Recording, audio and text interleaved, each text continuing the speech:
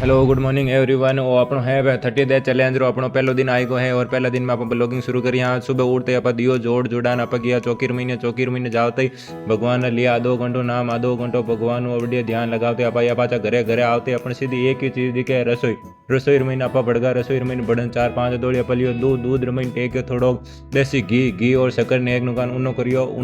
उनो करियार पचे आप थोड़ी मम्मी बना कराई दी सब्जी बनावना में थोड़ी मदद करन आ है अपनी रसोई बाद आप स्टेटेबल में जो दूध उनो करियो वो आप होड़ोड़े फूंक देवता पियो क्योंकि वो दूध और नाप उनो ठीक है। फिर देख आप थोड़ा कोशिश चीज़ें भी देखी थी कर महीना आप कई चीज़ें अपन करनी है कई चीज़ें नहीं करनी। बीर बाद में आप थोड़ा बढ़िया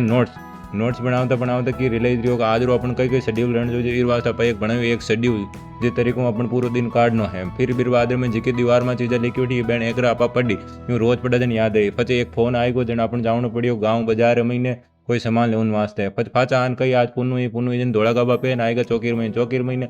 पुनू रो काम बढ़िया आराम करियो बढ़िया साथ संगत आई। और फिर शाम रहा जन बढ़िया पौधा